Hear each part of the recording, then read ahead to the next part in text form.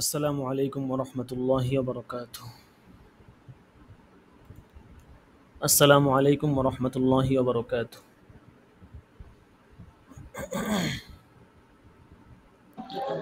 ওয়ালাইকুম আসসালাম রহমতুল্লাহ বরকাতুহ। ওয়ালাইকুম আসসালাম রহমতুল্লাহি ওয়া বারাকাতুহু। জি, আশা করি সকলেই ভালো আছেন।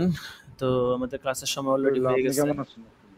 তো আমরা আলহামদুলিল্লাহ ভালো আছি। আপনি আসরান কেমন আছেন? নাজার এর প্রাথমিক কিছু আলোচনা করতেছিলাম, যেহেতু ফিকাহ সম্পর্কে আমাদের মৌলিক জানাশোনার বিষয় আছে। তো এলমে ফিকার সংজ্ঞা, প্রয়োজনীয়তা, গুরুত্ব ইত্যাদি প্রাথমিক যে বিষয়গুলো আছে এগুলো অবশ্যই আমাদের জানার দরকার। তো আজকে আমরা গত ক্লাসে ফিকহের গুরুত্ব সম্পর্কে পড়ছিলাম। হ্যাঁ, তো আজকে আমরা ফিকহের প্রয়োজনীয়তা নিয়ে পড়াশোনা করব ইনশাআল্লাহ। কুরআন এবং হাদিসের মধ্যে যে এই ফিকহার পারস্পরিক সম্পর্ক, এই আলোচনাগুলো গত সপ্তাহে গেছে। তো আজকের সবকে আমরা ফিকহের প্রয়োজনীয়তা, ফিকহাটা আসলে কেন দরকার, এটার প্রয়োজনীয়তা আসলে কতটুকু, এই বিষয়গুলো নিয়ে ইনশাআল্লাহ আজকে আমরা পড়াশোনা করব।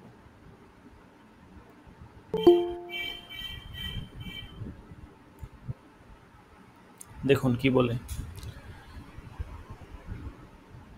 বিসমিল্লাহির রহমানির রহিম। ফিকহের প্রয়োজনীয়তা। ইসলামে ফিকহের গুরুত্ব ও প্রয়োজনীয়তা অপরিসীম। কোরআন ও সুন্নাহর পরে ফিকহের স্থান। ফতুয়া শামী গ্রন্থের ভূমিকা অংশে উল্লেখ রয়েছে যে ইন্না উম্মাতাল ইসলামিয়া লা হায়াতা লাহা বিদুনিল ফিকহি ইয হুয়া মাআলিমুল হালালি ওয়াল হারাম। ওখানে বলা হচ্ছে যে ফিকহ হচ্ছে মুসলিম উম্মাহর জীবন স্বরূপ। ফিকাহ ব্যতীত এ উম্মতের জীবন বেঁচে থাকতে পারে না, কেননা হালাল হারাম বর্ণনার কেন্দ্রভূমি হচ্ছে এই ফিকাহ।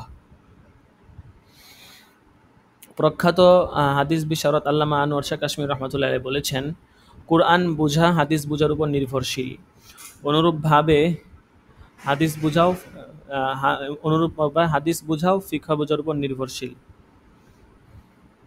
এ কারণে ওহী নাজিলের কালেই কুরআন মাজিদে ফিকাহ হাসিলের প্রতি বিশেষ গুরুত্ব আরোপ করা হয়েছে, যা আমরা পূর্বে উল্লেখ করছি।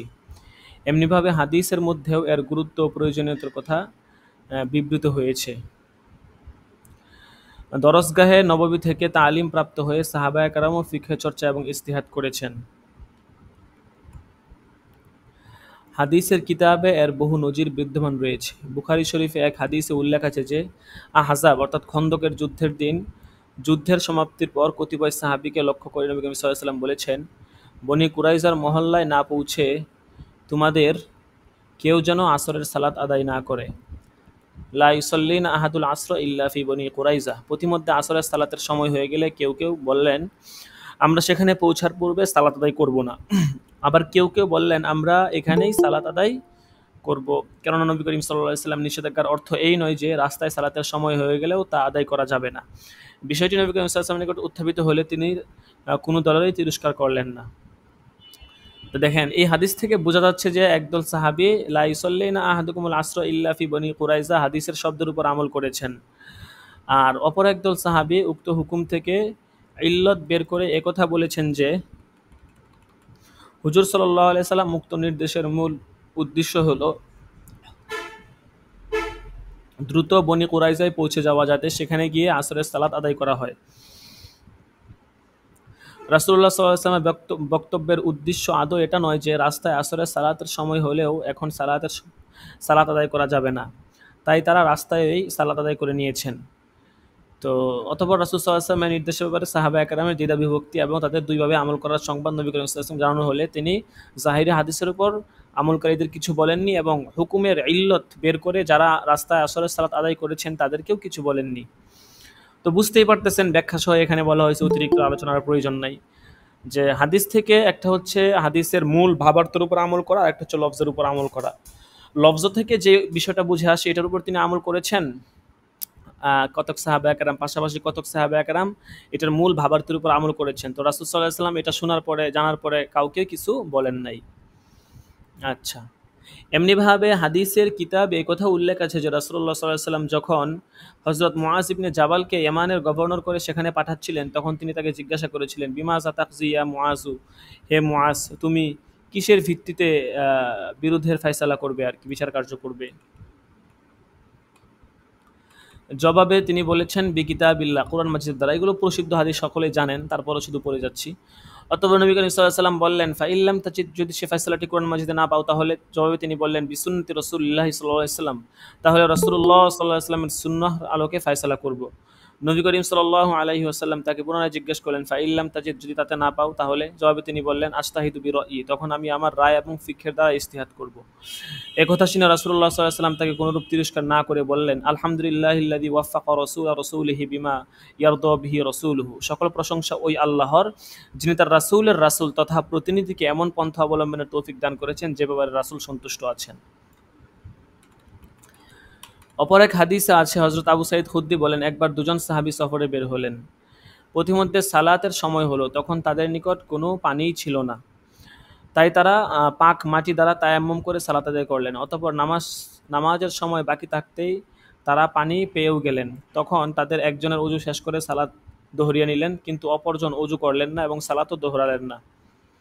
অতঃপর সফর শেষে তারা রাসূল সাল্লাল্লাহু আলাইহি ওয়াসাল্লামের নিকট আসলেন এবং ঘটনা সবিস্তারে তাকে জানালেন। সব কথা শুনে তিনি, যে ব্যক্তি ওযু ও সালাত দোহরায়নি, তাকে বললেন, আসবতা সুন্নাতা ওয়া আজাযাতকা সলাতুকা, তুমি সুন্নত মোতাবেক কাজ করেছো এবং তোমার আদায়কৃত নামাজে তোমার জন্য যথেষ্ট হয়েছে।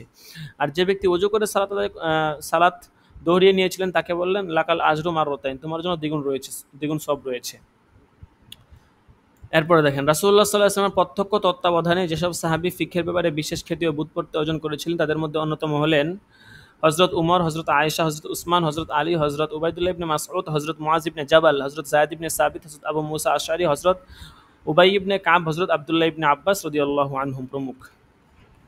আচ্ছা, উল্লেখ্য যে রাসূল সাল্লাল্লাহু আলাইহি ওয়াসাল্লামের জামানায় ফিকহ ছিল, ফিকহের চর্চা ছিল, কিন্তু ফিকহ শাস্ত্রের বর্তমান রূপ ছিল না। তাছাড়া ইসলামী আহকামের প্রকারভেদ তথা ফরজ, ওয়াজিব এবং সুন্নত ও মুস্তাহাব ইত্যাদি বিষয়ের কোনো বিতর্ক তখন হতো না। বরং তখন সাহাবীগণ রাসূলুল্লাহকে অনুসরণ করেই চলতেন।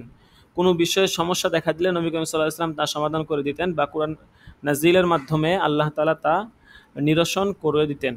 তাই রাসূলুল্লাহ সাল্লাল্লাহু আলাইহি ওয়াসাল্লাম ও সাহাবীগণের জীবনে সুসংহত অবয়বে স্বতন্ত্রভাবে কোনো ফিকহ শাস্ত্র প্রণয়ন করার প্রয়োজন হয়নি এবং প্রণীতও হয়নি। রাসূলুল্লাহ সাল্লাল্লাহু আলাইহি ওয়াসাল্লামের ইন্তিকালের পর ইসলাম যখন দিক দিগন্তে ছড়িয়ে পড়ে, তখন বিভিন্ন তাহজিব ও তামাদ্দুনের মানুষ ইসলামের সুশীতল ছায়াতলে আশ্রয় নিতে থাকে।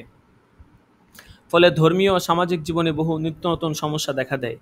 এসব সমস্যার সমাধান কল্পে কোরআন ও হাদিসের উপর নতুন আঙ্গিকে গবেষণা করার তীব্র প্রয়োজন দেখা দেয়। সে প্রয়োজনীয়তার প্রেক্ষিতে কোরআন ও হাদিস মন্থন করে আমলি শরীয়তের যে সব বিধিবিধান প্রণয়ন করা হয়, তাই হচ্ছে ফিকাহ।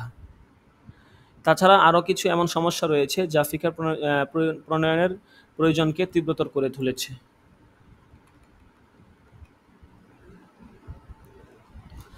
১ নাম্বার, কিছু প্রয়োজনীয়তা এখানে বলবে যে কোরআন ও হাদিসে মূলনীতি বিবৃত হয়েছে, প্রতিটি বিষয়ের বিস্তারিত বিধিবিধান এতে নেই। উদাহরণস্বরূপ বলা যায়, কোরআন ও হাদিসে নামাজের কথা বলা হয়েছে, কিন্তু যদি কারো নামাজে ভুল হয় অথবা কোনো আমল ছুটে যায়, তাহলে এ কথা বলার কোনো উপায় নেই যে তার আমলের পর্যায়টি কী এবং কিভাবে এর প্রতিকার করতে হবে। এই জাতীয় বিষয় সুস্পষ্ট সমাধান কোরআন ও হাদিসের কোথাও নেই, অথচ এই ধরনের সমস্যার সমাধানও আবশ্যক, যেগুলো আমরা ফিকহ থেকে পাই আর কি, কোরআন হাদিসের সমন্বয়ের মাধ্যমে। ২ নাম্বার দেখেন, কোরআন মাজিদের কোনো স্থান বাহ্যত বিপরীতমুখী ২ রকমের আয়াত রয়েছে, যেমন সূরা বাকারায় উল্লেখ রয়েছে, ওয়াল্লাযীনা ইউতাওয়াফাউনা মিনকুম ওয়া ইয়াযারুনা আজওয়াজান ইয়াতারাব্বাসনা বিআনফুসিহিন্না আরবাআতা আশহুরিন ওয়া আশরা, তোমাদের মধ্যে যারা স্ত্রী রেখে মৃত্যুমুখে পতিত হয়, তাদের স্ত্রীগণ ৪ মাস ১০ দিন প্রতীক্ষা ইদ্যতে থাকবে। আবার সূরা তালাকের এক আয়াতে উল্লেখ আছে, ওয়া উলাতিল আহমালি আজালুহুন্না আইয়াদানা হামলাহুন, আর গর্ভবতী নারীদের ইদ্যৎকাল সন্তান প্রসব পর্যন্ত। উক্ত আয়াত দুটিতে বাহ্যিক দৃষ্টিতে বৈপরীত্য পরিলক্ষিত হচ্ছে। প্রথমোক্ত আয়াত থেকে বোঝা যায় যে মহিলার স্বামী মারা যাবে, তার ইদ্যৎকাল হবে ৪ মাস ১০ দিন, চাই সে গর্ভবতী হোক বা না হোক। পক্ষান্তরে দ্বিতীয় আয়াত থেকে বোঝা যায় যে গর্ভবতী মহিলার ইদ্যৎকাল হলো সন্তান প্রসব হওয়ার সময় পর্যন্ত। ফলে উপরোক্ত আয়াত দুটো থেকে কোনো স্পষ্ট দিক নির্দেশনা পাওয়া যাচ্ছে না, অথচ এতদুভয় আয়াতের মধ্যে সামঞ্জস্য বিধান করে সুস্পষ্ট দিক নির্দেশনা প্রদান করা একান্ত জরুরি, কেননা আল্লাহর কালামে বৈপরীত্য থাকতে পারে না।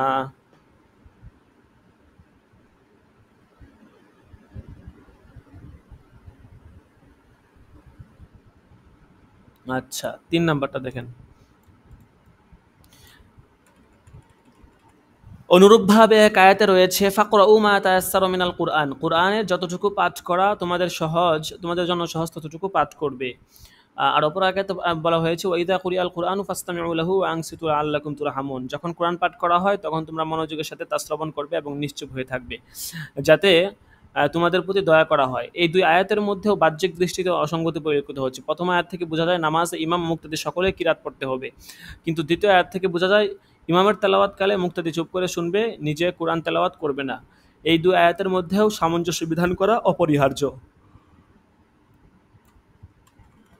তারপরে 4 নাম্বার, কখনো কখনো কোরআন এবং হাদিসের হুকুমের মধ্যেও বাহ্যিক দৃষ্টিতে অসঙ্গতি পরিলক্ষিত হয়।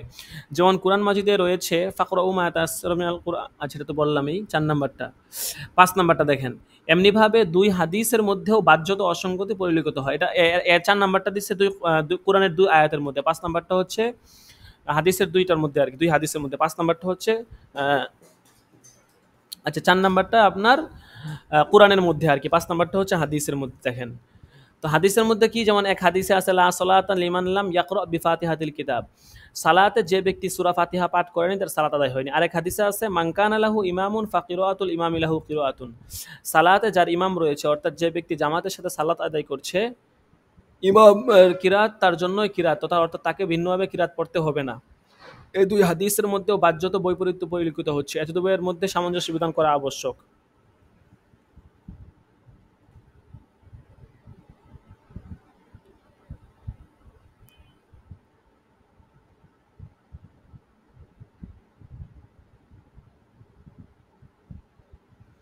আচ্ছা, তো 4 নাম্বারে দেখাইলো কোরআন থেকে, 5 নাম্বারে দেখাইলো হাদিস থেকে, বৈপরীত্য আর কি।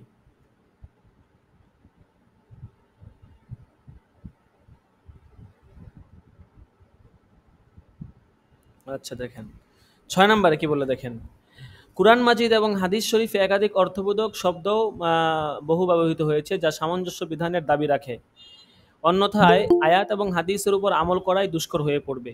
যেমন কোরআন মাজিদের ইরশাদ হয়েছে ওয়াল মুতাল্লাকাতু ইয়াতারাব্বাসনা বিআনফুসিহিন্না সালাসাতা কুরু, তালাকপ্রাপ্তা স্ত্রী 3 কুরু পর্যন্ত প্রতীক্ষায় থাকবে।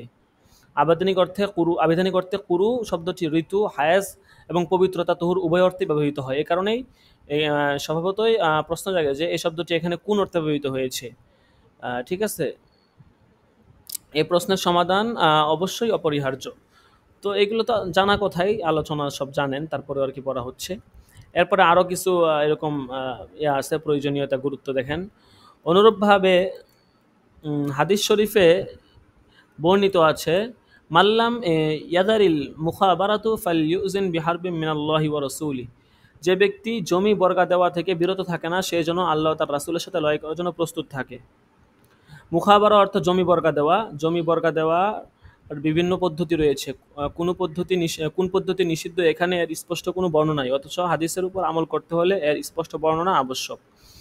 7 নাম্বার, স্থান কাল ও অবস্থানের পরিবর্তনের ফলে নতুন সমস্যার উদ্ভব হওয়া। ইসলাম যেহেতু পূর্ণাঙ্গ জীবন ব্যবস্থা তাই এই জাতীয় সমস্যার সমাধানও অত্যাবশ্যক।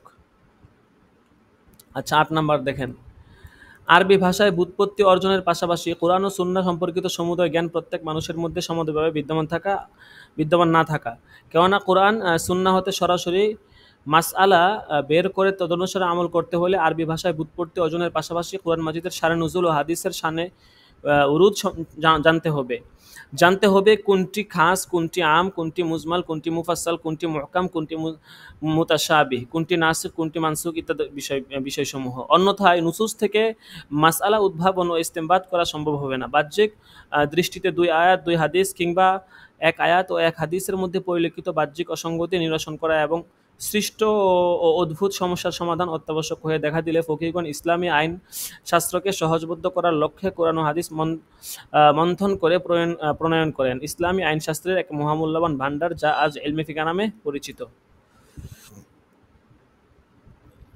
আচ্ছা, তারপরে উল্লেখ্য যে ইসলামী শরীয়তে ফিকহ প্রণয়নের প্রয়োজনীয়তা যেমন অনস্বীকার্য, তেমনিভাবে ইসলামী জীবনযাপনের জন্য ফিকহের অনুসরণের প্রয়োজনীয়তাও অনস্বীকার্য।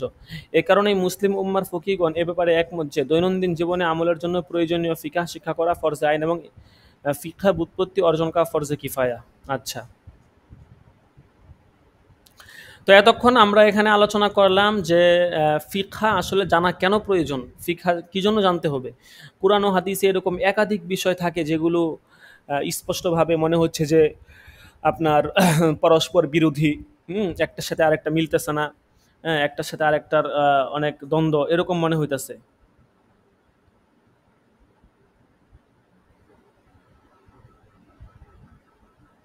ঠিক আছে, তো এই বিষয়গুলোর কয়েকটা এখানে তুলে ধরলো যে এই সমস্ত কারণে ফিকহাটা জানাটা খুব প্রয়োজন। এখন ফিকহার সূচনাটা হয় কিভাবে, ক্রমবিকাশ কি, এটা নিয়ে এখানে কিছুটা আলোচনা করবে আর কি। ইসলামী ফিকহের মূল উৎস হলো পবিত্র কোরআন ও রাসূলুল্লাহ সাল্লাল্লাহু আলাইহি ওয়াসাল্লামের হাদিস। এই দুই উৎসমূলের ভিত্তিতে কাল পরিক্রমায় উদ্ভাবিত সমস্যাগুলির যে সমাধান ইজমা ও কিয়াসের মাধ্যমে করা হয়েছে তাও ইসলামী আইনের অন্যতম উৎস হিসাবে স্বীকৃত। প্রণিধানযোগ্য যে ইসলামে ফিকহের সূচনা এবং ফিকহের চর্চা ওহী নাজিলের সময়কাল থেকেই শুরু হয়েছে, তবে দ্বিতীয় ও তৃতীয় শতকে এসে তা পূর্ণাঙ্গ রূপ লাভ করে। পরবর্তীকালেও এর ক্রমবিকাশের ধারা অব্যাহত থাকে। যুগ জামানার ভিত্তিতে ফিকহের এ ক্রমবিকাশের ধারাকে আমরা ৬টি যুগে ভাগ করতে পারি। অর্থাৎ আমরা ফিকহার যে ধারাবাহিকতা এবং ফিকহার যে সিস্টেম, এটাকে আমরা ৬টা ভাগে ভাগ করতে পারি। ঠিক আছে,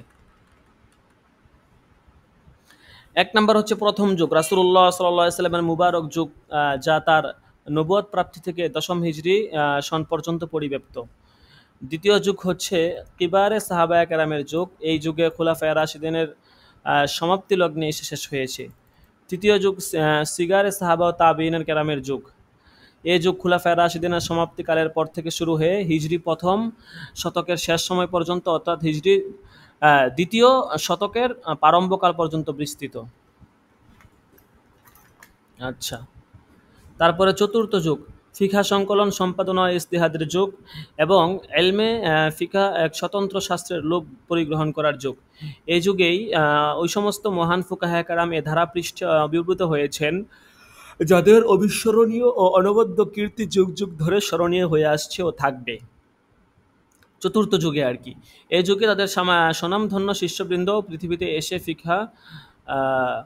ফিকহ জগতে আলোড়ন সৃষ্টিকারী খ্যাতমত আঞ্জাম দিয়েছেন। এই যুগে হিজরি তৃতীয় শতকের শেষ লগ্ন পর্যন্ত অথবা চতুর্থ শতাব্দীর অর্ধকাল পর্যন্ত বিস্তৃত। পঞ্চম যুগ ফিকহ সংকলন ও সম্পাদনার পূর্ণাঙ্গতার ও তাকলিদের যুগ এবং এলমে ফিকহ মুনাজারার বিষয়ে পরিণত হওয়ার যুগ। আইম্মে মুস্তাহিদিন কুরআন ও হাদিস মন্থন করে যেসব মাসাইলের উদ্ভাবন করেছিলেন, এ যুগে এসে সেসব মাসাইলের তাহকিক ও তাফতিশ এর ব্যাপারে মুনাজারা এবং বাহাস বিতর্কের সূচনা হয়েছিল। মিউট করে রাখি।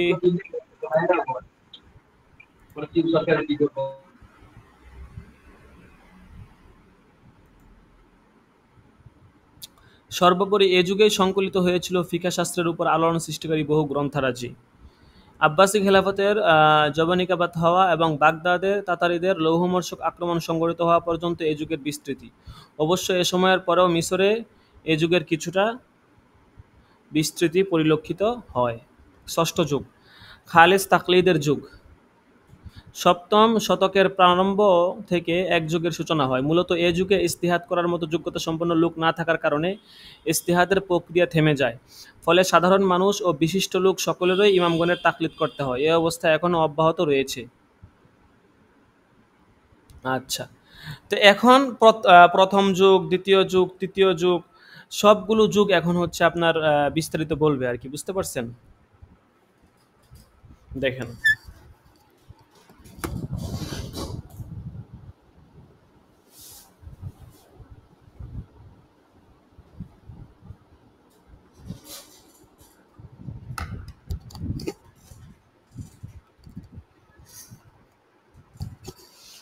প্রথম যুগ হচ্ছে রাসূলুল্লাহ সাল্লাল্লাহু আলাইহি ওয়াসাল্লামের মুবারক যুগ।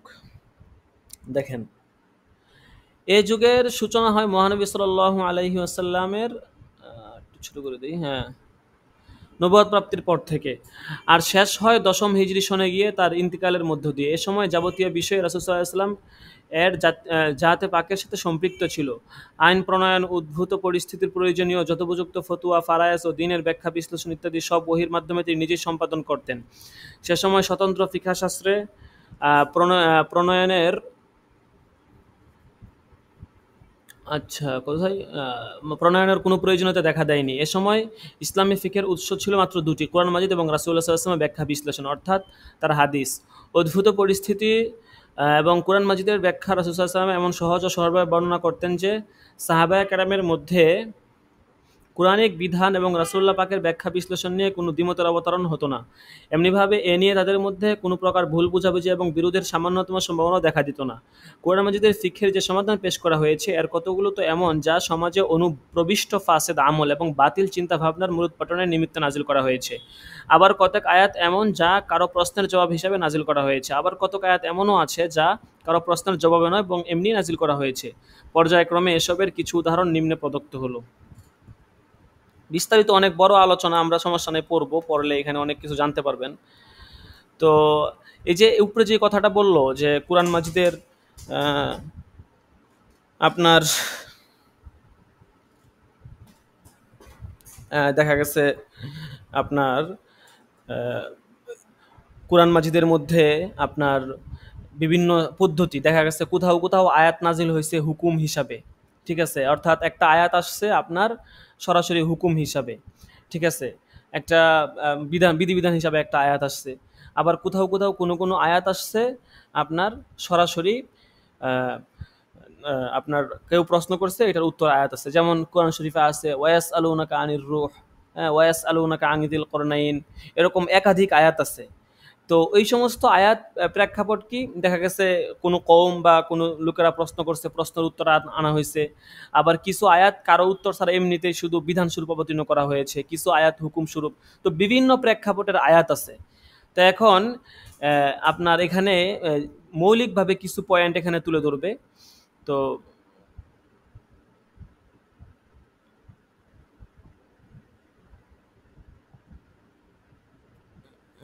আচ্ছা, একজনে বলতেছেন যে রিডিং না পড়লে উত্তম হয়, মানে রিডিং না পড়ে যদি আমাদের মতো করে আমরা বুঝাই, এটা বলতে পারবো, সমস্যা নাই, এটা তো এত কঠিন কিছু না। আমাদেরকে মেসেজে বা এভাবে বলতে পারেন, সমস্যা নাই। তবে আপনারা সবাই যদি মত থাকেন রিডিং পড়বো না, সরাসরি মুলাখাসটা বলে চলে যাব। কারণ রিডিংটা এই জন্যই পড়ি, কারণ রিডিংটা পড়লে অনেকের দেখা গেছে মনোযোগটা রিডিং এর প্রতি থাকে, মানে মূল কারণ বলার পরে তো মুলাখাসটা বলে দেওয়া হচ্ছে, কিন্তু রিডিংটা পড়লে অনেকের জেহানটা রিডিং এর দিকে থাকে যে না রিডিংটা ধরি দেখি এখানে কি বলছে। আর মুলাখাস বলতে থাকলে দেখা গেছে অনেকের জেহান আর থাকবে না, সামনে কিতাব থাকবে, এই জন্য মূলত বলা হয় না। তো বাকি আপনারা যদি বলেন যে রিডিং না পড়ে শুধু মুলাখাস বলে দেওয়ার জন্য, তাহলে মুলাখাস বলে দিব। এখন আপনারা বলুন কি করা যায়। রিডিং পড়ে যান ওস্তাদ, রিডিং পড়ে যান। রিডিং পড়লে হয় কি আমাদের মনোযোগটা আসে। বলুন, আপনারা একজন মত দিলে তো হবে না, সবাই বলুন রিডিং পড়বো নাকি রিডিং পড়া বাদ দিয়ে শুধু মুলাখাস বলে দিব। রিডিং পড়লে ভালো হয় উস্তাদ জি। রিডিং পড়লে বেশি ভালো হয় আমাদের জন্য। আমরা বিগত বছরগুলোতে যে পড়াশোনা রিডিং পড়ার মধ্যে ফায়দাটা আমরা বেশি দেখছি, ঠিক আছে। জি অবশ্যই, এটা রিডিং পড়ার মধ্যে আমরা ফায়দাটা বেশি পাইছি, কারণ এমনি মুলাখাস তো আমাদের জানাই আছে, ভালো হয় মুলাখাস তো এগুলা জানি আমরা, ঠিক আছে। এগুলা দেখা গেছে আপনার না জানার কিছু নাই। এখানে মূল পয়েন্ট 4-5টা পয়েন্ট বলছে, প্রত্যেকটা এখানে আয়াতগুলো বলছে। মুলাখাস বলতে আপনার 5 মিনিট লাগবে, কিন্তু মুলাখাস বলা এক জিনিস, আর রিডিং পড়ার পরে রিডিং থেকে নিজে বুঝা আরেক জিনিস। দুইটার মধ্যে আসমান জমিন পার্থক্য আছে। আর রিডিংটা যখন পড়া হবে তখন আপনার জেহানটাও রিডিং এর দিকে থাকবে যে না এটা পড়া হচ্ছে, এখানে বিষয়টা, এখানে এই বিষয়টা এরকম, ঠিক আছে। আর মুলাখাস তো নিজের মতো করে বলা, নিজের মতো করে বলতে তো আপনার 10 মিনিটে সব শেষ হয়ে যাবে। দুটার মধ্যে আসমান জমিন পার্থক্য আছে। এই জন্য ছাত্র ভাই যিনি আমাদেরকে গ্রুপে মেসেজটা দিয়েছেন, আপনার আগে উচিত ছিল আগে নিজেদের সাথী ভাইদের সাথে পরামর্শ করা, তারপরে গ্রুপে মেসেজটা দেওয়া। কারণ এখন আপনি দেখতেছেন যে অধিকাংশই মত দিচ্ছে রিডিং পড়ার জন্য। তো যাই হোক, আমি এটা কিছু মনে করিনি। বাকি আপনারা বলছেন এটা ভালো হয়েছে, কারণ দেখা গেছে অবশ্যই আপনারা যেভাবে বলবেন সেভাবেই হবে, সেভাবেই ভালো হবে। বাকি আমরা মনে করতেছি রিডিং পড়ার মধ্যে ফায়দাটা বেশি, কারণ রিডিং পড়লে আপনার জেহানটা এদিকে থাকবে, আপনার মানে পুরো ইয়াটাই আপনার কাছে থাকবে। এখন যদি দেখা গেছে শুধু মুখে মুখে বলে দেই, তাইলে তো অত বেশি একটা মনোযোগ থাকবে না, এবং আসলে মনোযোগটা কাজ করে না বেশি, এটা আমরা বিগত বছরগুলোতে খেয়াল করছি। তো যাই হোক, ধরেন তো গ্রুপে মেসেজ না দিয়ে আমরা হচ্ছে ক্লাসে মনোযোগ দেই, ঠিক আছে? গ্রুপে মেসেজ না দিয়ে ক্লাসে মনোযোগ দেই, ক্লাসের পড়া ধরি। এখান থেকে একটা প্রবন্ধ পড়ার পরে ওইটার যে মূলাক্ষাস সেটা তো আমি বারবার বলেই দিচ্ছি। তো এখান আগে কি বলছে যে কোরআনের মধ্যে যে আয়াতগুলো আছে এটা এক একটা এক এক প্রেক্ষাপটে নাজিল হয়েছে।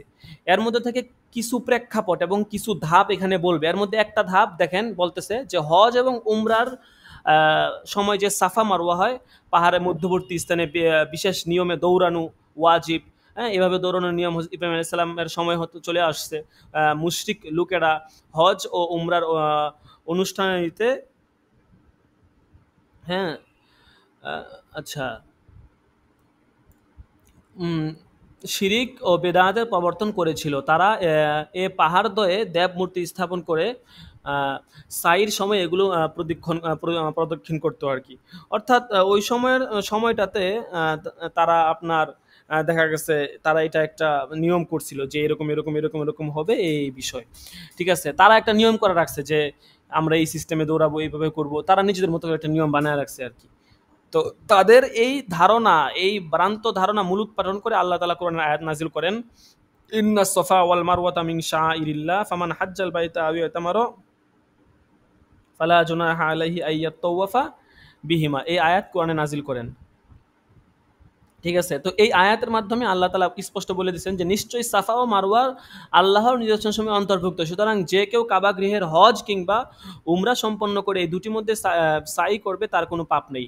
আর কেউ স্বতঃস্ফূর্তভাবে কাজ করলে আল্লাহ তাআলা তো পুরস্কারদাতা সর্বজ্ঞ, ঠিক আছে? তো এখানে তাদের ভ্রান্ত ধারণাটাকে মূলোৎপাটন করা হলো। তো এটা শুধু একটা উদাহরণ দিল। এখন একটাই যে এরকম আয়াত এরকম তো না, এরকম শত শত প্রেক্ষাপটে শত শত আয়াত আছে যেখানে আপনার ৮ নাম্বার পারার মধ্যে একাধিক জায়গাতে এরকম আয়াত আছে। যেমন আজকেও তাফসিরে জালালাইনে গেছে কুল মান হাররামা যিনাতাল্লাহিল্লাতী আখরাজা লিইবাদিহি ওয়াত তাইয়্যিবাতি মিনার রিজক। হ্যাঁ, এরকম ৮ নাম্বার পারার মধ্যে প্রচুর পরিমাণে আছে। তো বিভিন্ন প্রেক্ষাপটে অবতীর্ণ হয়েছে হুকুমগুলো। তো এটা একটা ধারা। এরপরে দেখেন আরেকটা ধারা কি, যে হজের সময় আরাফার ময়দানে অবস্থান করা ফরজ। তো তা সত্ত্বেও কুরাইশগণ আভিজাত্যের অন্ধ অহমিকায় মক্কার সীমার বাইরে অবস্থিত আরাফার ময়দানের পরিবর্তে মুজদালিফা উপত্যকায় ৯ তারিখের অবস্থান আদায় করত। আচ্ছা, নিম্মুক্ত আয়াতে এরূপ অহমিকা পরিহার করে সকলের সাথে আরাফায় অবস্থান করা তথা থেকে প্রত্যাবর্তনের নির্দেশ প্রদান করা হয়। যেমন সুম্মা আফিজু মিন হাইসু আফাদান নাস ওয়াস্তাগফিরুল্লাহ ইন্নাল্লাহা গফুরুর রহিম। যতবার অন্যান্য লোক যেখান থেকে প্রত্যাবর্তন করে তোমরাও সেই স্থান থেকে প্রত্যাবর্তন করবে আর আল্লাহর নিকট ক্ষমা প্রার্থনা করবে, বস্তুত আল্লাহ হচ্ছে ক্ষমাশীল। তো এখানে কি বলছে যে আরাফার ময়দানে অবস্থান করা কি ফরজ। তো তারপরেও কিছু লোক কি করতো, আরাফার ময়দানে অবস্থান করার পরিবর্তে তারা মুজদালিফায় গিয়ে মানে ওইখানে ৯ তারিখে অবস্থান করতো আর কি। তো আরাফার ময়দানে অবস্থান না করে মক্কার সীমার বাইরে গিয়ে মুজদালিফায় গিয়ে অবস্থান করতো। তো এটাকে আল্লাহ তাআলা এখানে এই আয়াতে নিষেধ করে দিচ্ছেন। আচ্ছা, এরপরে দেখেন ইহুদিদের মধ্য থেকে যারা ইসলাম গ্রহণ করেছিলেন তাদের কেউ কেউ ইহুদি ধর্মের কোনো কোনো কাজ পূর্ববৎ করতে চাইলে আল্লাহ তাআলা নিম্নোক্ত, আচ্ছা চার্জ একটু অপেক্ষা করেন।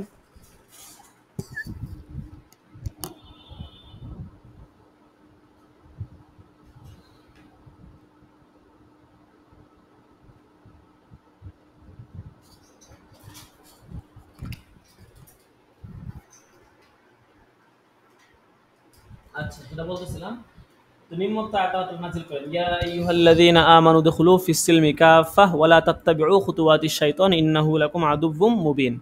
যে হে মুমিনগণ, তোমরা সর্বাত্মকভাবে ইসলামে প্রবেশ করো এবং শয়তানের পদাঙ্ক অনুসরণ করো না, নিশ্চয়ই সে তোমাদের প্রকাশ্য শত্রু।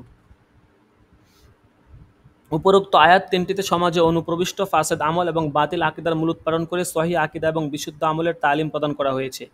এভাবে বহু আয়াতে শরীয়তের বিভিন্ন বিধিবিধান বর্ণনা করা হয়েছে। সাহাবায়ে কেরামের বিভিন্ন প্রশ্নের জবাবে আল্লাহ তাআলা বিভিন্ন বিধিবিধান সম্বলিত আয়াত নাজিল করেছেন। যেমন ইরশাদ হয়েছে, এই যে কয়েকটা ধাপ বলল, তো এখানে এর আগে বলল যে তাদের ভ্রান্ত ধারণাকে মূলোৎপাটন করা হয়েছে। তারপরে এখানে আবার বিধিবিধান সম্বলিত এই যে ইয়াসআলুনাকা আনিল খামরি ওয়াল মাইসির, এরপর আমি কিছুক্ষণ আগে বললাম ওয়ায়াসআলুনাকা আনির রূহ ওয়ায়াসআলুনাকা আন যিল করনাইন, বিভিন্ন তথ্য উপাত্ত সম্পর্কে তারা জানতে চায়। তো এরকম আর কি। তো এখানে আয়াতের অর্থ তো জানে যে লোকে তোমাকে মদ ও জুয়া সম্পর্কে জিজ্ঞাসা করে, বলো উভয়ের মধ্যে আছে মহাপাপ এবং মানুষের জন্য উপকারও, কিন্তু তাদের পাপ উপকার অপেক্ষা অধিক। লোকে তোমাকে জিজ্ঞেস করে আহ, কি তারা ব্যয় করবে, কি তারা কি করবে ব্যয় করবে, সেখানে এটা দেখা স্পষ্ট হয় না আর কি। তারা খরচ করবে কি আর কি, বলো যা উদ্বৃত্ত আল্লাহ, এভাবে আল্লাহ তার বিধান তোমাদের জন্য সুস্পষ্ট রূপে অর্থাৎ বলতেছে যে আপনার আহ, যা অতিরিক্ত আর কি, তোমাদের প্রয়োজন থেকে যেটা অতিরিক্ত সেটা তোমরা আল্লাহ রাস্তায় ব্যয় করো। তো যাই হোক, এখানে অনেকগুলো বিধানের কথা বলা হইলো।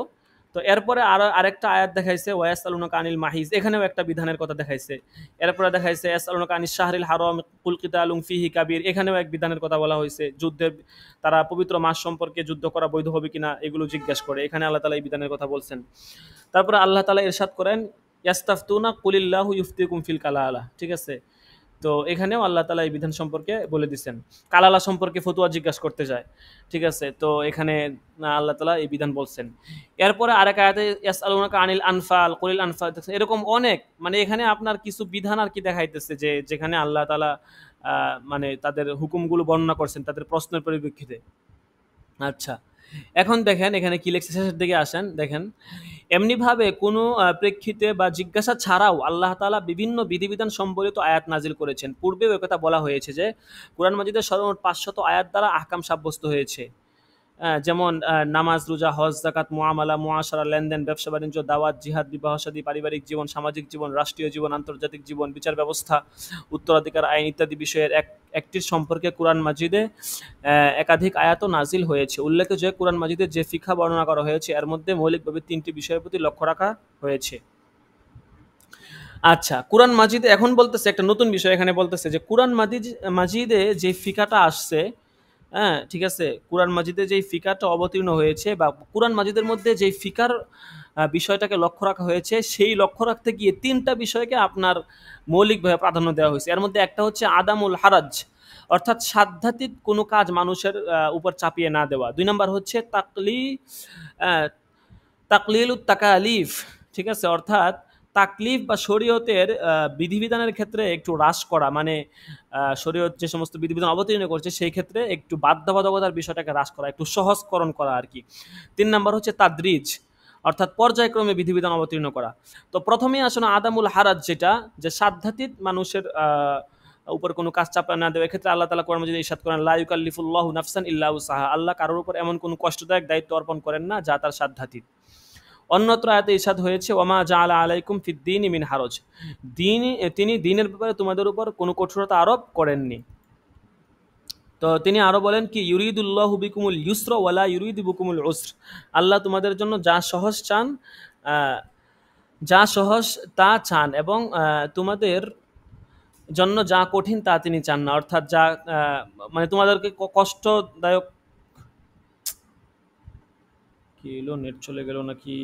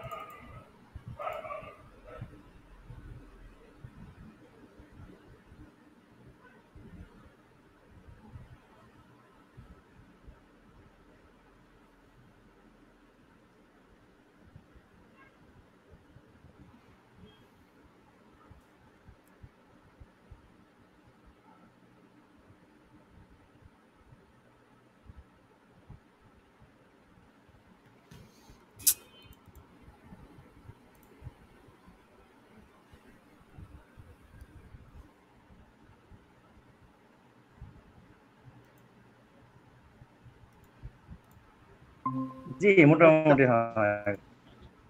তো কম নিলেও না পড়ালেও চলে, কিন্তু নেটটা আপনারা কি আমার কথা ধারাবাহিকভাবে শুনতেছেন? তো আসলে এগুলো মূল কিতাব কোরআনের দরকার, এটা পড়াচ্ছে অনুবাদ।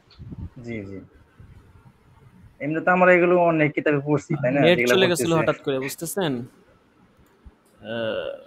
ওয়াইফাই তো আছে, তারপরে হঠাৎ করে মানে লাইন আছে দেখাইতেছে, কিন্তু হঠাৎ করে আবার কেন মানে আটকে গেল আর কি লাইনটা। লাইন তো আছে দেখাইতেছে। আচ্ছা উস্তাদ জি, সমস্যা নেই, ইনশাল্লাহ আমরা প্রস্তুত আছি। আচ্ছা ঠিক আছে, ধরেন। তো যেটা জি বলতেছিলাম যে এখানে আপনার হ্যাঁ, তো কিছু কিছু তিনটা বিষয়ের প্রতি লক্ষ্য রাখা হয়েছে। এর মধ্যে এক নম্বর হচ্ছে আদামুল হারজ, লা ইউকাল্লিফুল্লাহু নাফসান ইল্লা উসআহা, কারোর উপর আল্লাহ তাআলা সাধ্যাতীত কোনো বিষয় চাপিয়ে দেন না, এটা কোরআনের মাধ্যমে প্রমাণিত।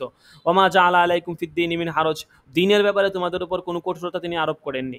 ইউরিদুল্লাহু বিকুমুল ইউসর ওয়া লা ইউরিদু বিকুমুল উসর, আল্লাহ তাআলা সহজ করতে চান, কঠিন করতে চান না।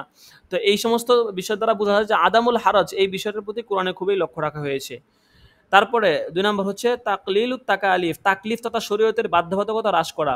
এটি মূলত আদামুল হারজের ফলাফল। যেমন কোরআন মাজিদে ইরশাদ হয়েছে, ইয়া আইয়ুহাল্লাযীনা আমানু লা তাসআলু আন আশইয়াইন তুবদা লাকুম তাসউকুম, যে তোমরা সেসব বিষয়ে প্রশ্ন করো না যা প্রকাশিত হলে তোমরা দুঃখিত হবে। অর্থাৎ এমন বিষয়ে যদি তোমরা প্রশ্ন করো যে যেগুলোর বিধান তোমরা জানতে চাও, এগুলো যেমনি আছে এমনি থাকতে দাও, এগুলো যদি প্রশ্ন করো তাহলে এগুলো আরো বিধান আরো কঠিন হয়ে যাবে। এই জন্য এগুলা নিয়ে তোমরা কোনো কি করো না, প্রশ্ন করো না। বুঝতে পারছেন?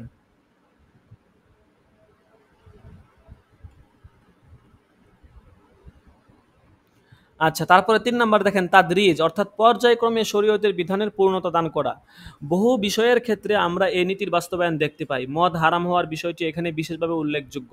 মদের ব্যাপারে প্রথমে নিম্নোক্ত আয়াতটি নাজিল করা হয়। কোন আয়াত সেটা? যে ইয়াসআলুনাকা আনিল খামরি ওয়াল মাইসির কুল ফীহিমা ইসমুন কাবীরু ওয়া মানাফিউ লিন-নাসি ওয়া ইসমুহুমা আকবারু মিন নাফইহিমা, এই আয়াত নাজিল করা হয় মদের ব্যাপারে। তো এরপরে নাজিল করা হয় আপনার ইয়া আইয়ুহাল্লাযীনা আমানু লা তাকরাবুস সালাহ ওয়া আনতুম সুকারা, হ্যাঁ। এরপরে নাজিল করা হয় ইয়া আইয়ুহাল্লাযীনা আমানু ইন্নামাল খামরু ওয়াল মাইসিরু ওয়াল আনসাবু ওয়াল আজলামু রিজসুম মিন আমালিশ শাইতান ফাজতানিবুহু লাআল্লাকুম তুফলিহুন। তো এভাবে আপনার পর্যায়ক্রমে ধারাবাহিকভাবে কিন্তু আপনার মদের মদের বিষয়টাকে আপনার হারাম করা হয়েছে। তো এই ৩টা বিষয়ে কোরআনে বিশেষভাবে লক্ষ্য রাখা হয়েছে, আদামুল হারাজ, তাকলিলুত তাকালিফ এবং হচ্ছে আপনার তাদরিজ। কোরআনে ফিকার ক্ষেত্রে আর কি, এটা আমরা মাথায় রাখবো। আচ্ছা, তো এরপরে দেখেন এই পর্যায়ে বর্তমান পদ্ধতিটাও বিশেষভাবে উল্লেখযোগ্য। বর্তমানে আমরা যে পদ্ধতিতে সালাত আদায় করছি, ইসলামের প্রাথমিক যুগে সালাত আদায় এই পদ্ধতি ছিল না। প্রাথমিক যুগে সালাত, সালাম, কালাম, কথাবার্তা, এদিক ওদিক তাকানো, চলা ইত্যাদি সবকিছু নামাজরত অবস্থায় মুসলিমের জন্য বৈধ ছিল। দেখছেন? কারণ ওই যে তাদরিজ, যেটা তাদরিজ ধীরে ধীরে, এখন হঠাৎ করেই যদি এরকম কঠিন বিষয় নাজিল করা হয় তাহলে কিন্তু সমস্যা হয়ে যাবে। বুঝতে পারছেন?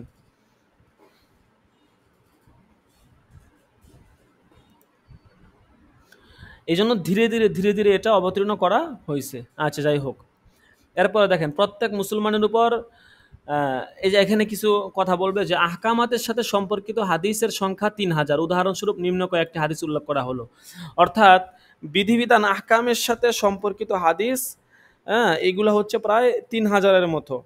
তো এরকম কিছু হাদিস নিচে উল্লেখ করবে। এর মধ্যে ১ নাম্বার আছে দেখেন, খমসু সালাওয়াতিন ইফতারাজাহুন্নাল্লাহ, যে ৫ ওয়াক্ত নামাজ এগুলো আল্লাহ তাআলা ফরজ করেছেন। ৩ সময় নামাজ পড়া নিষেধ। এ সম্পর্কে মুসলিম শরীফে একটা হাদিস আছে। হাদিস আন উকবাত ইবনে আমর قال ثلاثه ساعات كان رسول الله صلى الله عليه وسلم ينهانا ان نصلي فيهن او تقبر فيهن। আচ্ছা, তারপরে আছে এরকম, এই যে হাদিসের শেষ পর্যন্ত আছে, সকলেই পড়ে নেবেন। তো ৩ সময় নামাজ পড়া নিষেধ। এর মধ্যে একটা হচ্ছে সূর্যোদয়ের সময় যতক্ষণ না তা উপরের দিকে উঠে যায়। ২ নম্বর হচ্ছে ঠিক দ্বিপ্রহরের সময় যতক্ষণ না তা আপনার হেলে যায়। ৩ নম্বর হচ্ছে ঠিক সূর্যাস্তের সময় যতক্ষণ না তা পূর্ণাঙ্গভাবে আস্তমিত হয়। আচ্ছা, তো এরপরে দেখেন আরো কিছু হাদিস দিলে এখানে। এতক্ষণ তো কোরআনের গুলা বর্ণনা করছে, এখন হাদিসের গুলা বলতেছে আর কি। জামাতের সাথে নামাজ আদায় করার জন্য মুত্তাকিদের জন্য ইমামের পিছনে কিরাত পড়া নিষিদ্ধ। ইন্নামা জুইল ইমাম লিউতিম্মা ফাইদা কাব্বারু ফাকাব্বিরু ওয়া ইযা ক্বারা ফানসিতু ওয়া ইযা ক্বালা গায়রুল মাগদুবি আলাইহিম ওয়াদ-দাল্লিন ফাকুলু আমিন। আচ্ছা, যাই হোক।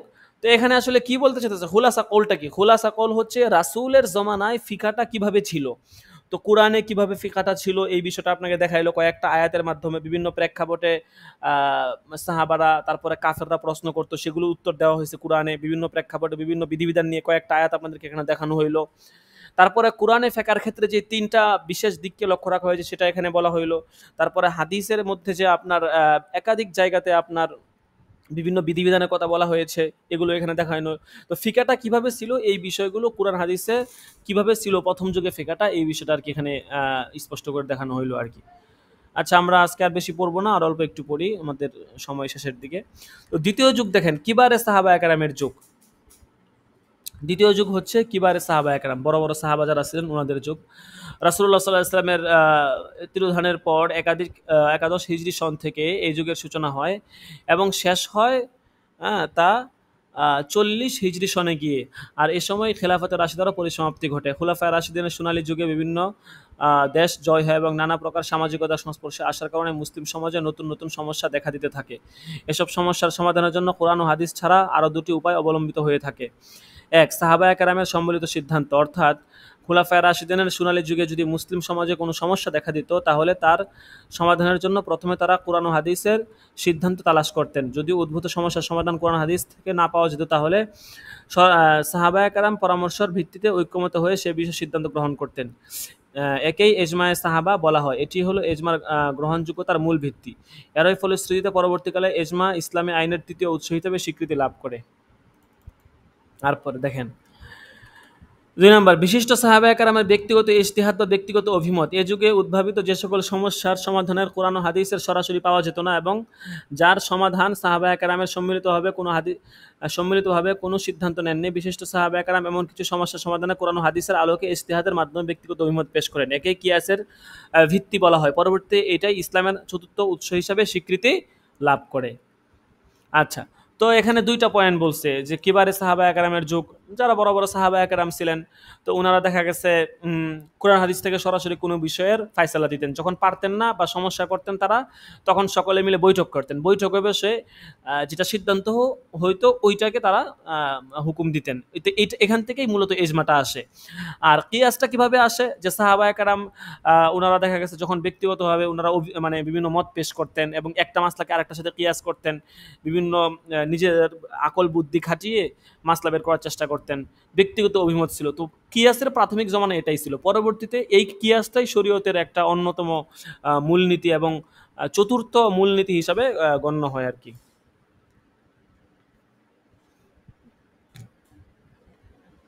আচ্ছা, তারপরে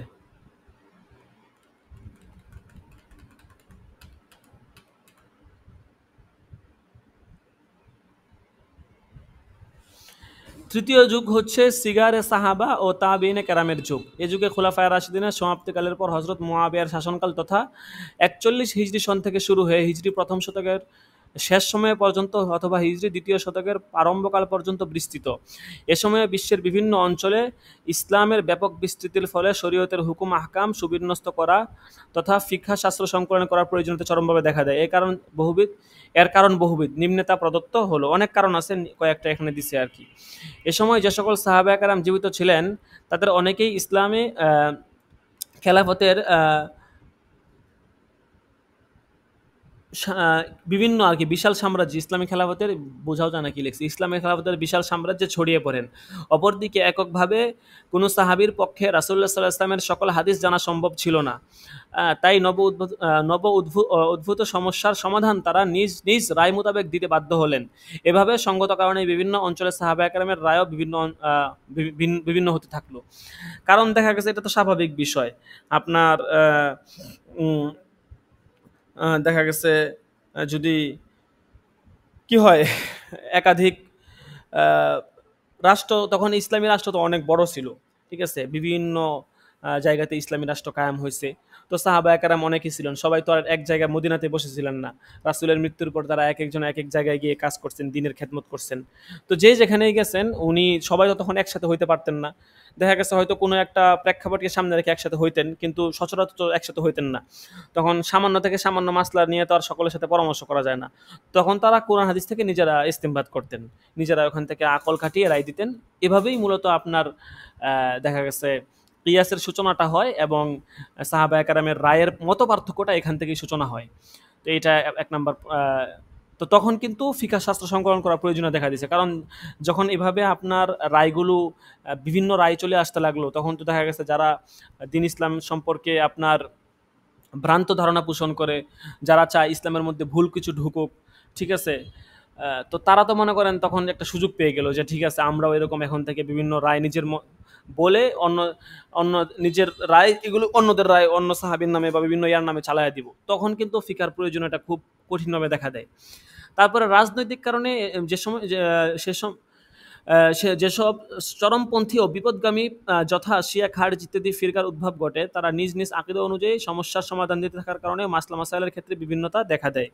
আচ্ছা, অনারব লোকদের বিপুল পরিমাণে ইসলাম ধর্মে দীক্ষিত হওয়া এবং তাদেরও লেখাপড়া, ফতুয়া ফারায়েজের কাজে অংশগ্রহণ করা, এ কারণে ফতুয়ার বিভিন্নতা পরিলক্ষিত হয়।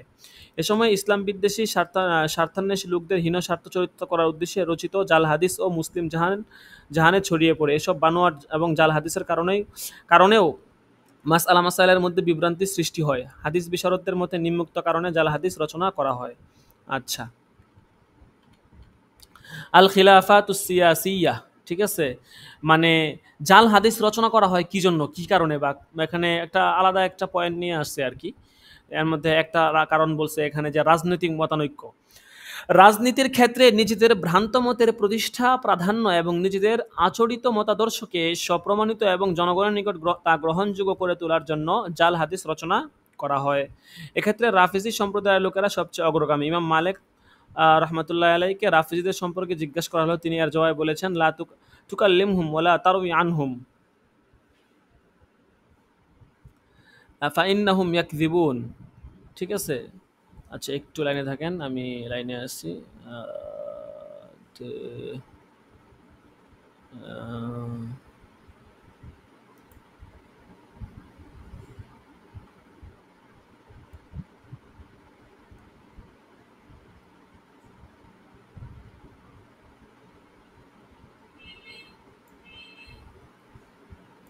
আচ্ছা ধরেন,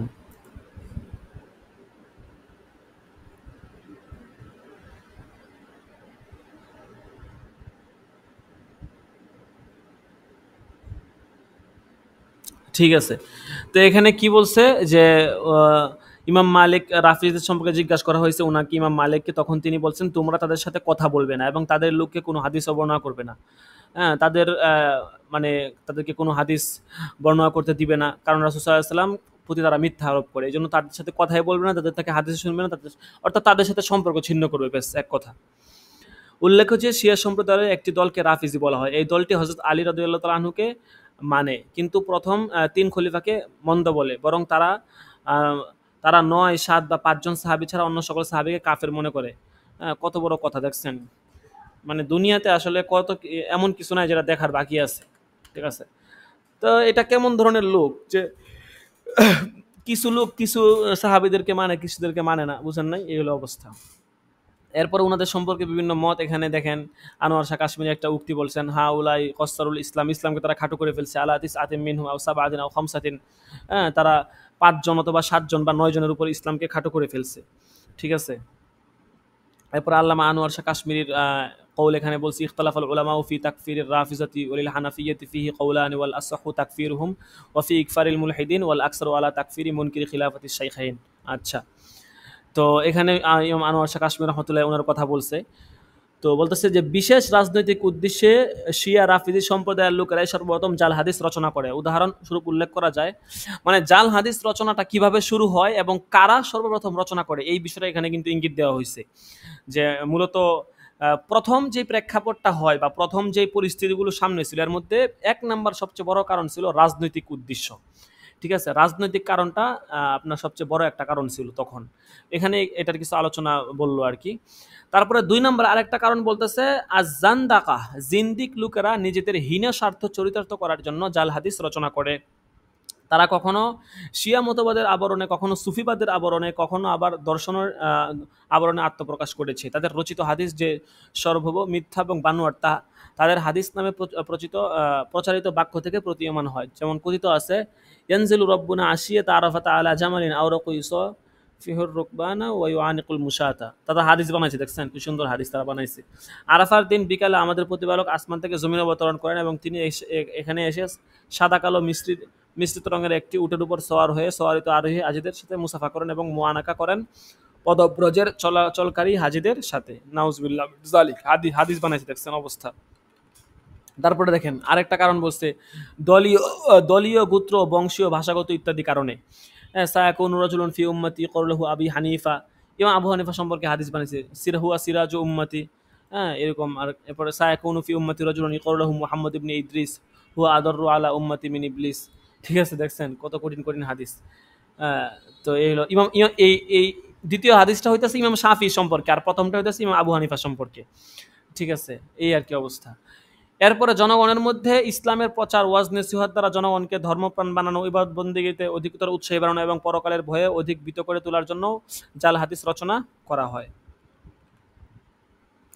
মান ক্বালা আল কুরআনু মাখলুকুন ফাকাদ কাফারা, এই যে আপনার এখানে যে ইসলামী দর্শন এবং ফিকা মতানৈক্যের কারণে এক ফিকার অনুসারীকে লোকেরা অন্য ফিকার বিপক্ষে হাদিস রচনা করে। কেমন মানে ইয়া ছিল আর কি, যে তারা কেন নিজেদের ফিকাহ বা নিজেদের মাযহাবকে অনুসরণ করে না, এরকম দেখা গেছে একটা মত দেওয়া হয়েছে, তো কেন সে আমাদের মতকে অনুসরণ করবে না, এই জন্য তার নামে একটা হাদিস বানায় লেছে।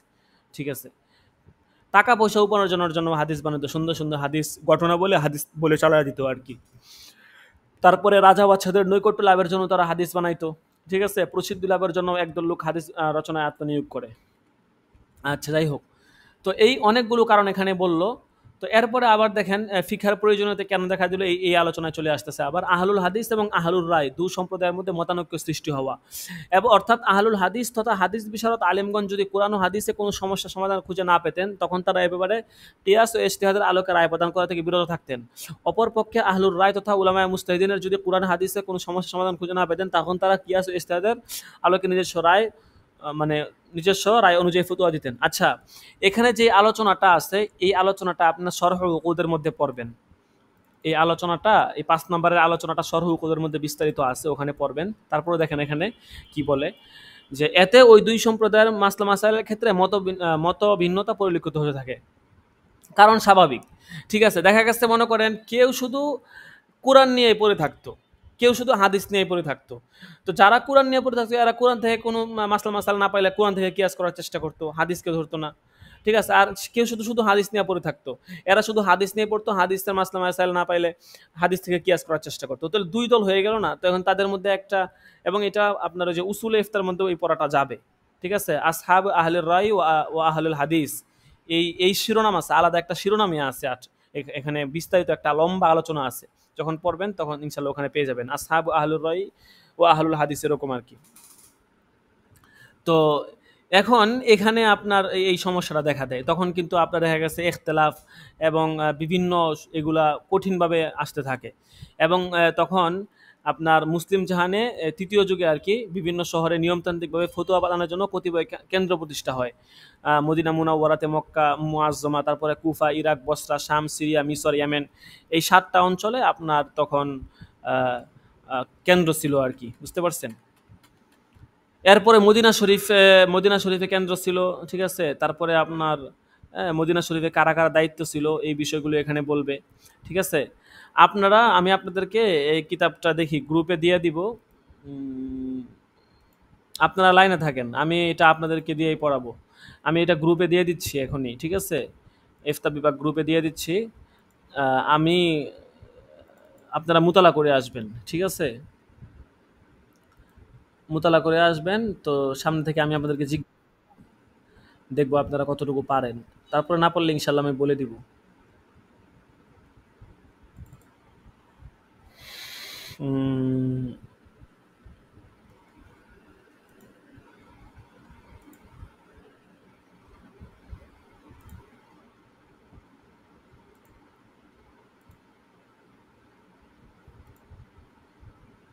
লাইনে থাকেন, গ্রুপে পেয়ে যাবেন।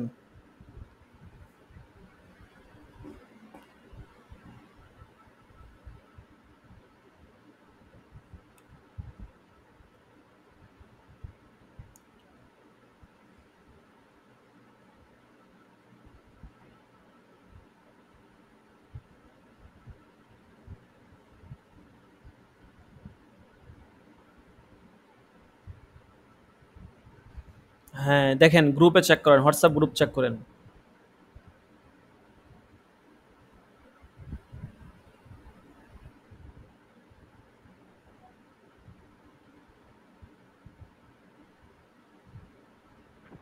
উস্তাদ জি, একটা কথা বলি। যাইতেছে, একটু লাইনে থাকেন, পেয়ে যাবেন।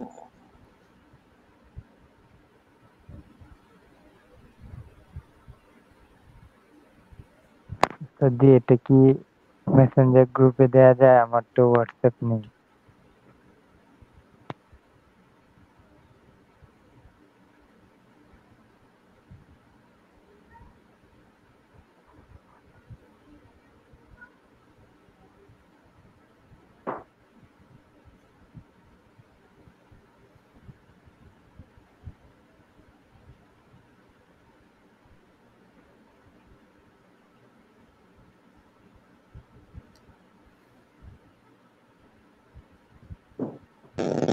আর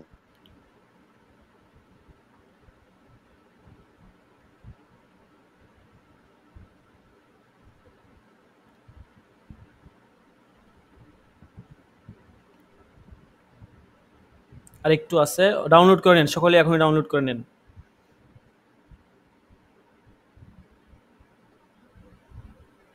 যেটা গ্রুপে দিয়েছেন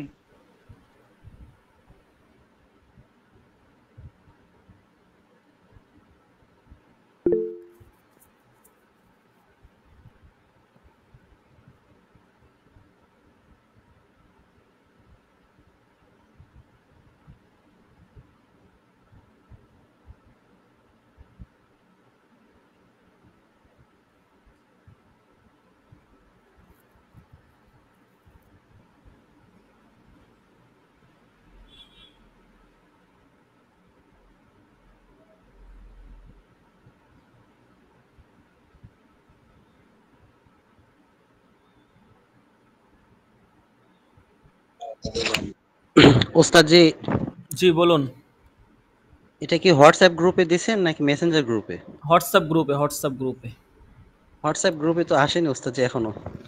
আসবে আসবে, ফাইলটা যাওয়ার জন্য একটু সময় দেন।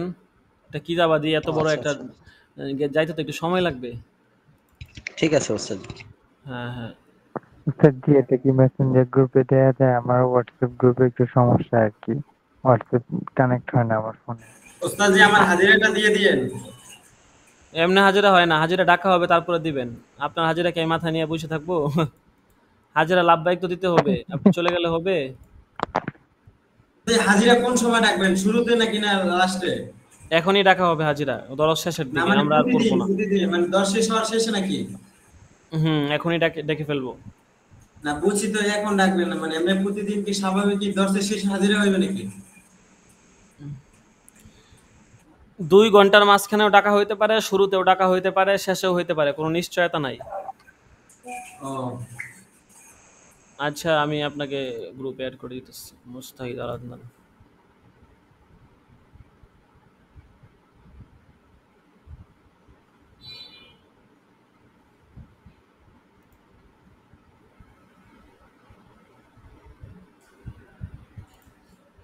জি ওস্তাদ জি, আশরাফুল হেদায়া আসছে। হ্যাঁ হ্যাঁ, ডাউনলোড করে নেন, সকলে ডাউনলোড করে নেন।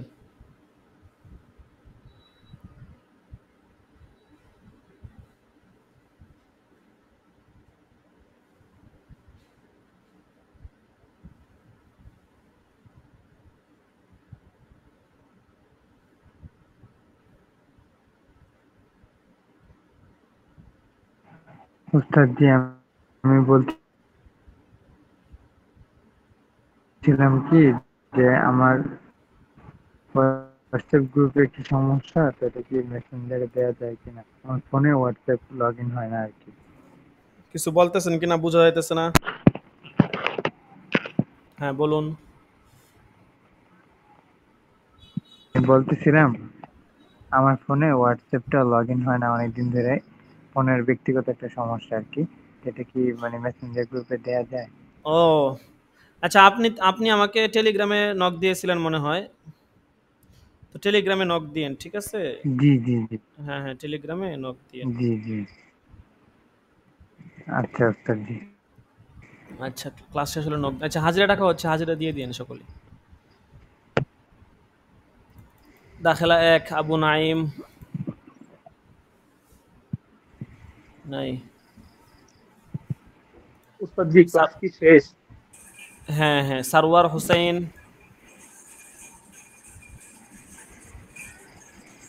সারওয়ার হোসেন নাই।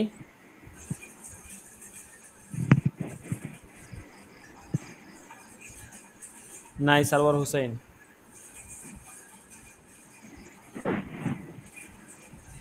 3 আব্দুর রাজ্জাক।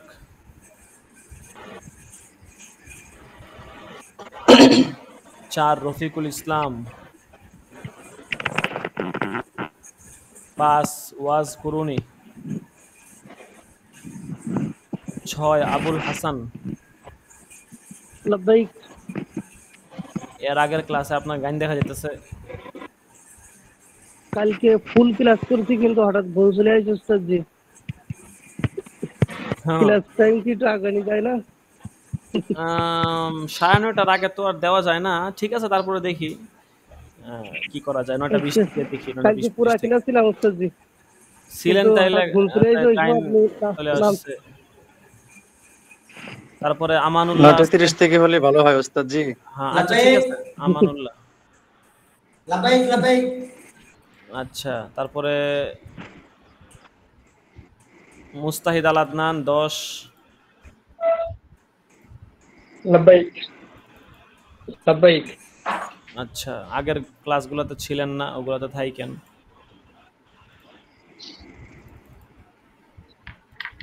জি ইনশাআল্লাহ।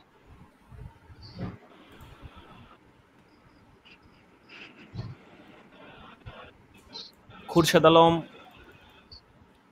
লাভবাহিক 12। রাকিবুল ইসলাম 13। মোহাম্মদ আবু ইউসুফ 13। লাভবাহিক ওস্তাদজি আসি। 14 শাহাদাত হোসেন।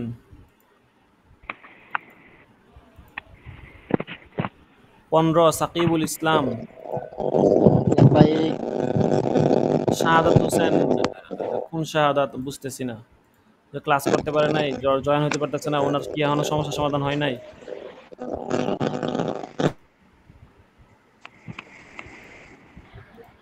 আবু নাইম 16। শাহাদাত হুসাইন 17। উনি বুঝলাম না উনি যে কি করে। কেউ একজন যদি পারতেন ওনাকে শিখাই দিতেন। এক দুজন তো অনেক চেষ্টা করলেন কিন্তু হইল না, আমি এটা বুঝলাম না। আচ্ছা, মাহাদি হাসান 18। লাব্বাইক। তারপরে সাইফুল ইসলাম 19।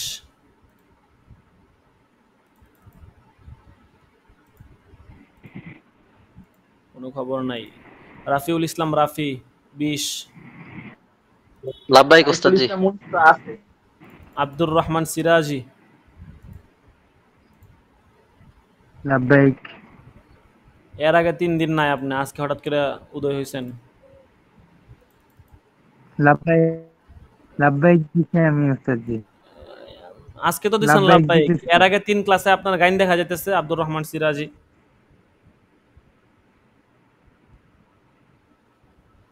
মানে ওস্তাদ আমি একটু সমস্যায় ছিলাম আর কি। মোহাম্মদ আলী হুসাইন 22। এটা হলো মানে আমি বিয়ে করছি তো তো কি সময়গুলো চলে গেছে লাব্বাইক। বুঝতে পারিনি। আলী হুসাইন। ইনশাআল্লাহ দেখবো। এরশাদুল্লাহ। লাব্বাইক ওস্তাদজি। এরশাদুল্লাহ। লাব্বাইক। লাব্বাইক। মাসুম বিল্লাহ 24 দাখেলা। মাসুম বিল্লাহ নাই? মাসুম বিল্লাহ গাইন দিয়ে দিলাম, হয়তো আছে, ঘুমাইতেছে। এর আগে 3 ক্লাসে ছিল, এই ক্লাসে তো অবশ্যই আছে। আবু বকর সিদ্দিক। লাব্বাইক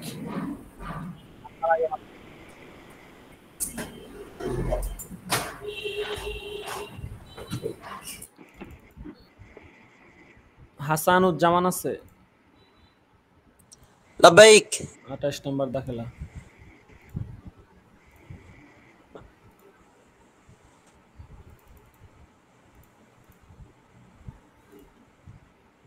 ওস্তাদ আসি লাব্বাইক। আচ্ছা ঠিক আছে, পাইছি। আচ্ছা, তারপরে হচ্ছে ওয়াইসুল করনি 30। লাব্বাইক। গত ক্লাসে কি আপনি ছিলেন না? জি তাহলে আপনার এটা কি আজিরাও নাই গাইনও নাই, বুঝতেছি না। আচ্ছা ঠিক আছে, তারপরে মাহাদি হাসান 31 নাই। তাসনিম মাহমুদ ভর্তি হওয়ার পর আর খবর নাই। তাসনিম মাহমুদ নাই, আল্লাহ রাস্তায় ভর্তি হয়ে রয়েছে, আর খবর নাই। তুফাইল আহমদ বাপ্পি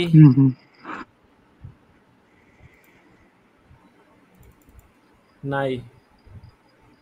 তুফাইল আহমদ বাপ্পিও নাই। তারপরে আনোয়ার হুসাইন 34 নাই। আচ্ছা ঠিক আছে, তো কারো কোনো প্রশ্ন থাকলে করতে পারেন। তো মোটামুটি অনেক আজকের সময় মতো হয়ে কি গেছে। ওস্তাদ জি ক্লাস শেষ? হ্যাঁ হ্যাঁ, আজকে এ পর্যন্তই। আমাদের কাওয়ায়েদে ফিকাটা এই ক্লাসে হবে, কিন্তু কাওয়ায়েদে ফিকা যিনি পড়াবেন উনি গত সপ্তাহে তো করাতে পারেন নাই, প্রথম দিন হিসাবে একটু ব্যস্ত ছিলেন। এই সপ্তাহে আবার উনি ওনার গেছেন বিমানবন্দরে, গেছেন এয়ারপোর্টে। তো আমাকে ফোন দিয়ে বলছেন আমি তো একটু একটা কাজে চলে আসছি। এখন যদি আপনারা কালকে ক্লাস করতে চান আমি ব্যবস্থা করতে পারবো আর কি। এখন আমিও চাই না রুটিনের বাইরে ক্লাস করানোর, কারণ আমারও তো রুটিনের বাইরে ক্লাস নিতে পারবো না, কারণ কালকে আবার তাফসিরের ক্লাস আছে। তো এই জন্য রুটিনের বাইরে ক্লাস নেওয়াটাও কঠিন হয়ে যায় আর কি। তাছাড়া আপনাদের ওস্তাদ জন্য জি হয়তো খাওয়া অনেকের জন্য কঠিন। অনেকে একটা সময় ঠিক করে রাখেন যে শনিবার দিন ক্লাস, সোমবার দিন জি ক্লাস, হ্যাঁ বুধবার দিন তো ক্লাস। এখন আবার খাওয়াই রুটিনের বাইরে ক্লাস হলে অনেকের জন্য জি উপস্থিত জি থাকাটা কঠিন হয়ে যায়। রুটিনের বাইরে গিয়ে ক্লাস করাটা অনেকটা কঠিন হবে, কারণ অনেকেই রুটিন মেনটেন করে রাখছে আগে থেকে। তো হুম হঠাৎ হুম, করে বুঝতে যদি পারছি, এই পরিবর্তন কারণেই হয় আর তাহলে কি। অনেকের জন্য কষ্ট হবে। আচ্ছা সমস্যা নাই, চিন্তার কোনো কারণ নেই। আমাদের জি ওস্তাদ জি। নেশা ভাগ করা আছে, সময় মতো শেষ হয়ে যাবে, চিন্তার কারণ নেই।